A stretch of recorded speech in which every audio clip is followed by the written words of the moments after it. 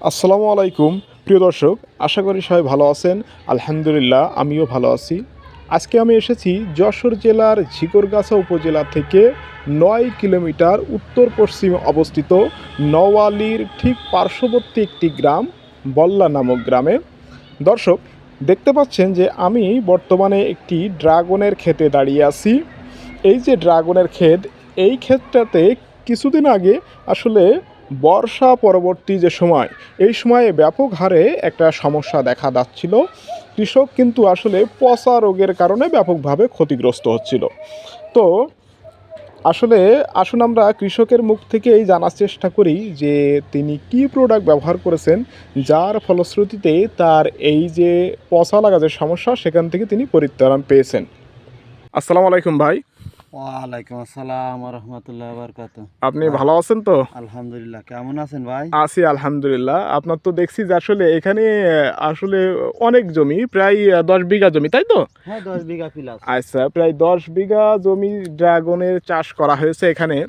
তো আমি যতদূর জানি যে আসলে আপনার এই জমিতে বর্ষা পরবর্তী সময়ে তো এই পচা যে লাগছিল, তো আপনি আসলে কি প্রোডাক্ট ব্যবহার করেছেন যার ফলশ্রুতিতে আপনার এই আসলে পচাটা বন্ধ হয়ে গিয়েছে? আমি ওই অ্যাজিস্টার দিছিলাম। ও আচ্ছা, অ্যাজিস্টার ব্যবহার অ্যাজিস্টার করেন। ওই কোম্পানির ওই মার্শাল কোম্পানির অ্যাজিস্টার দিছিলাম। আচ্ছা আচ্ছা আর বীজ দিছিলাম। আচ্ছা। তো আর মানে ওই অ্যাজিস্টার সঙ্গে আর অন্য কিছু দিইনি, অন্য ছত্রাকনাশক আর দিইনি, ওই দিছি। আচ্ছা তা এতে আমার ইনশাল্লাহ পচাটা রোধ হয়েছে। আমি পরপর 2বার দিছি, বর্ষার সময় একবার দিছিলাম আর এরপর আরেকবার দিছিলাম। আমার এই পচন লাগা যেরকম, এই দেখেন এই যাতে এই ভাইরাস লেগেছে, সেই গাছে তো এরকম আছে, এই গাছ ছাড়া ফলেও ওই এরকম। তা আমার এটা সারা বইতেই অনেক জায়গায় হওয়া ধরছিল। ইনশাল্লাহ এখন সেই যেই রকমটা সেই রকমই হচ্ছে, আর বাড়িনি। আজ 1-1.5 মাসের ভিতরে আমার আর 1 মাসের ভিতরে আর আমার বাড়ছে না।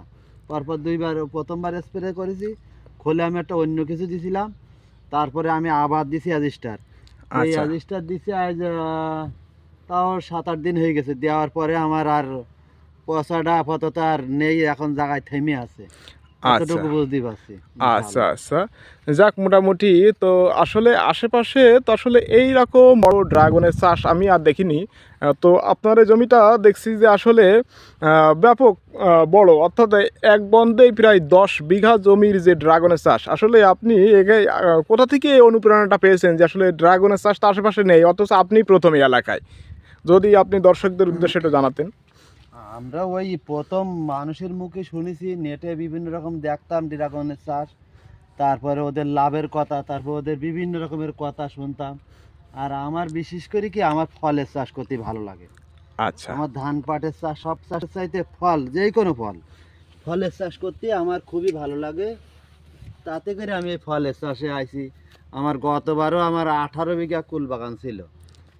ইনশাল্লাহ এবছরও আছে, এবছর 13 বিঘা আছে, কুল বাগান আছে। আর এই 10 বিঘার বেশি আর কি ড্রাগন করেছি, এক জায়গার ভিতরে, এক বাউন্ডারির ভিতরে আছে। তো আচ্ছা এখন আচ্ছা। আল্লাহ ভরসা। তাহলে আমি এই বছর তো লাগাইছি, গত বৈশাখ মাসে লাগাইছিলাম। আচ্ছা আর গত বছর অগ্রহায়ণ মাসে লাগাইছিলাম। অগ্রহায়ণ মাসের বাগান আমার এইটা, আচ্ছা আচ্ছা গত অগ্রহায়ণ মাসে লাগাইছিলাম। আচ্ছা আচ্ছা। আর এই বৈশাখ মাসের শেষের দিকে লাগাইছিলাম ওই ওপরের ওইটা মিলাই আর কি, পুরো 10 বিঘা আছে এখন তাহলে আপনার ভিতরে। হচ্ছে এই যে ড্রাগনের চাষ বাদেও আরো 13 বিঘা জমির কুলের চাষ আছে, তাই তো? হ্যাঁ, কুলের চাষ আছে। আচ্ছা, এবার আবার এখানে টমেটো লাগালাম 22-23 কাটা। বুঝতে পেরেছি।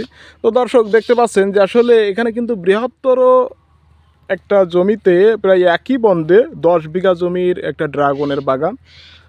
তো আসলে যারা কৃষি উদ্যোক্তা হতে উৎসাহী, তারা কিন্তু মোটামুটি লাভজনক এই ফসলটা চাষাবাদের মাধ্যমে আপনারা কিন্তু উপকৃত হতে পারেন। যাই হোক দর্শক, যে সমস্যাটার কথা বলছিলাম, যারা ড্রাগন চাষি আছেন, পাশাপাশি অন্য ফসলে যারা চাষ করেন, তারা যারা পচার সমস্যা নিয়ে চিন্তিত, তারা কিন্তু এই প্রোডাক্টটা, এই অ্যাজিস্টার নামক এই প্রোডাক্টটা আপনারা ব্যবহার করে কিন্তু উপকৃত হতে পারেন। যাই হোক দর্শক, এত সময় সাথে থাকার জন্য আপনাদেরকে অসংখ্য ধন্যবাদ। আল্লাহ হাফেজ।